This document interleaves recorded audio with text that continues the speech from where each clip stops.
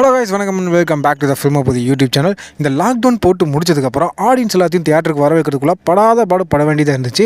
ஆனால் இப்போ கடைசியாக 2 வருஷத்தில் கொஞ்சம் கொஞ்சமாக ஆடியன்ஸ் தியேட்டருக்கு வந்துட்டு இருக்காங்க. அதுக்கு காரணம் என்னென்னா கமர்ஷியல் படமும் ஃபீல் குட் ஃபிலிமும் காரணம். முக்கியமாக இந்த கமர்ஷியல் கலந்த ஃபீல் குட் படங்களுக்கு நிறையவே வரவேற்பு கிடைக்குது. எக்ஸாம்பிளுக்கு யூத்து, லவ் டுடே, தாய் கிழவி, டூரிஸ்ட் ஃபேமிலி இந்த மாதிரியான படங்களுக்கெல்லாம் நல்லாவே தமிழ்நாட்டில் வரவேற்பு கிடைக்குது. இதை எல்லாத்தையும் ரேசிங் ஓட்டிகிட்டே நோட் பண்ணிட்டு தான் நம்ம தயவு செஞ்சு இந்த மாதிரியான ஒரு ஃபீல் குட் படத்தை எனக்கு கொடுங்க ஆதிக் அப்படின்ட்டு ரெக்வெஸ்டாகவும் சொல்லி பார்த்தாரு, மிரட்டியும் சொல்லி பார்த்தாரு.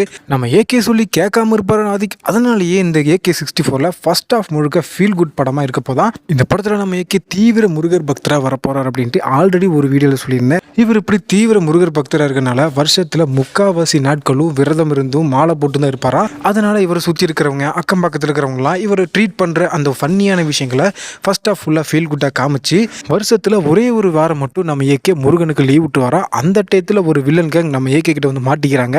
அதுக்கப்புறம் நம்ம அவங்கள வச்சு என்னென்னலாம் சம்பவம் பண்ணார் அப்படின்றது தான் செகண்ட் ஹாஃப் ஃபுல்லாக ஒரு ஃபன் கலந்த ஆக்ஷன் படமாக இந்த AK64 படம் போகுமா. சரி, ஃபீல் குட் படத்தில் ஆக்ஷன் சீன்ஸ்லாம் எதுக்குப்பா வைக்கிறீங்க அப்படின்னு நீங்கள் கேட்குறது எனக்கு புரியுது. ஹார்டு கோர் AK ஃபேன்ஸ்க்கெல்லாம் நம்ம என்ன மாதிரியான படங்களை பண்ணாலும் அதை விரும்பி பார்த்துருவாங்க.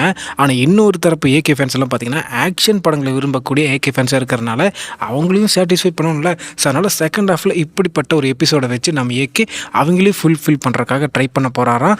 முக்கியமாக குழந்தைங்களுக்கு இந்த படம் ரொம்ப டீப்பாக போய் சேரணும் அப்படின்றதுக்காக நிறைய பாடி லாங்குவேஜ் ஹியூமர்ஸ் கொண்ட காமெடி படங்களாக பார்த்துட்டு வராராம். முக்கியமாக வடிவேல் அவர்கள் இருக்கக்கூடிய நிறைய காமெடி படங்களும் பார்த்துட்டு வராராம். இவங்க போடுற எஃபர்ட்ஸ் எல்லாம் பார்க்கும்போது மலையாளத்தில் வந்து ஆவேசம் படம் மாதிரி நம்ம தமிழ் சினிமாலேயும் ஒரு படம் வரப்போகுது அப்படின்றது மட்டும் நல்லாவே தெரியுது.